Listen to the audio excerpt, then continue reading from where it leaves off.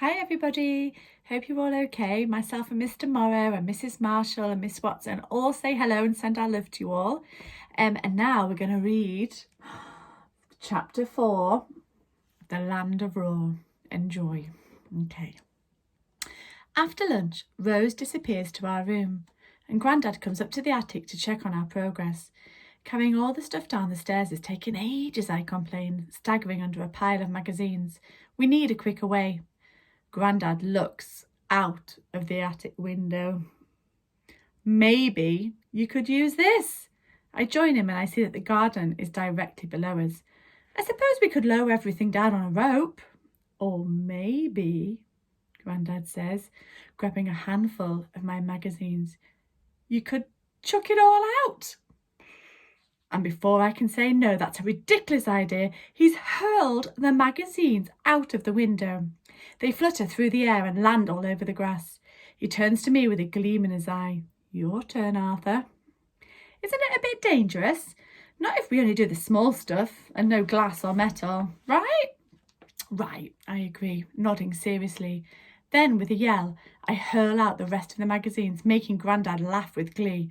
Then we get down to the serious business of throwing the contents of the attic out of the window. We go into a bit of a frenzy, whooping and yelling as bags burst open mid-air and boxes explode on the patio. Eventually, and predictably, Rose comes up to ruin our fun. Grandad, your pants are hanging in a tree, she cries. Why have you even kept them? I was saving them to use as dusters, he explains. Then, possibly because Rose looks so disgusted, he shuffles off to collect them, coughing all the way down the stairs. Inhaler, Rose and I call after him. Then Rose flops down on the sofa, pulls a piano keyboard onto her lap and starts randomly pressing the keys. Do you want to chuck some stuff out? I ask, hauling a bag towards the window. This one's full of cuddly toys. Nah. So whilst Rose's creepy music fills the attic, I throw the cuddly toys out. Grandad appears and tries to catch them. When a stuffed Winnie the Pooh hits him in the face, he starts to fight it. It's really funny. I turn around to tell Rose to come and watch, but then I change my mind. There's no way she's getting off that sofa. Rose used to be all right. No, she was better than all right. She was funny and laughed at my jokes, and except for the dark, she wasn't scared of anything. It was Rose who jumped off the harbour wall one summer, right in front of all those teenage boys, and Rose who worked out that we could sledge down the sand dunes on trays. At school we were in the same class and played together every break time.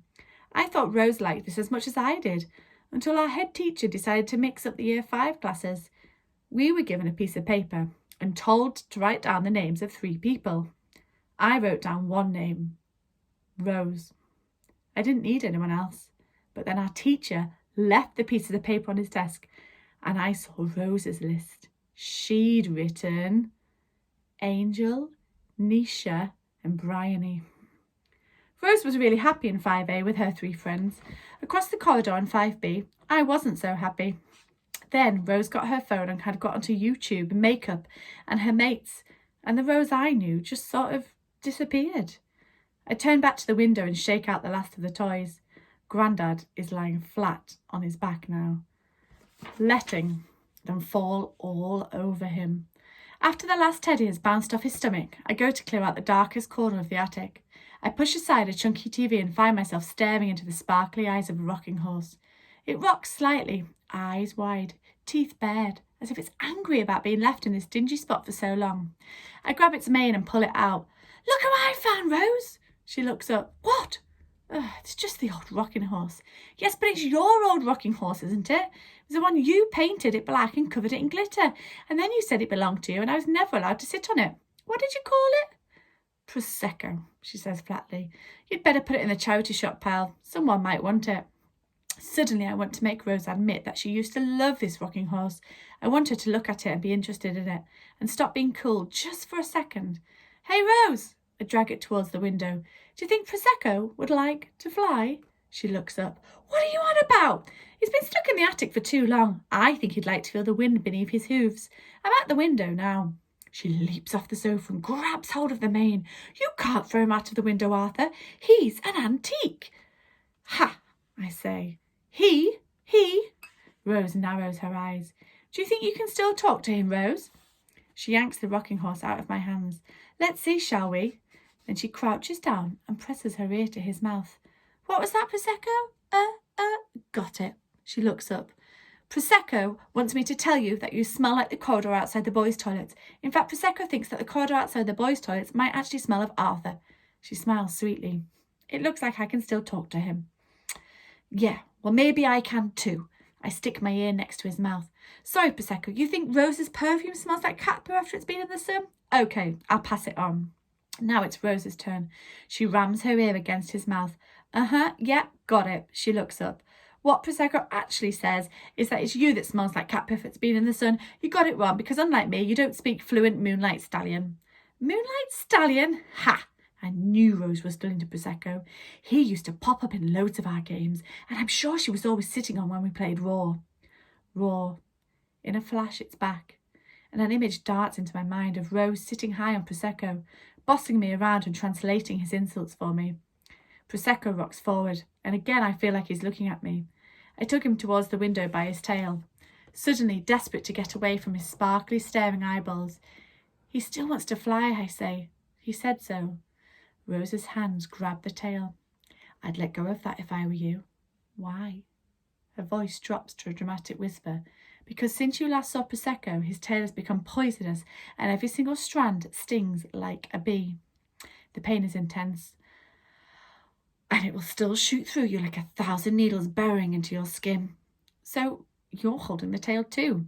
She shoves her face close to mine, eyes shining, and whispers, the poison only affects boys.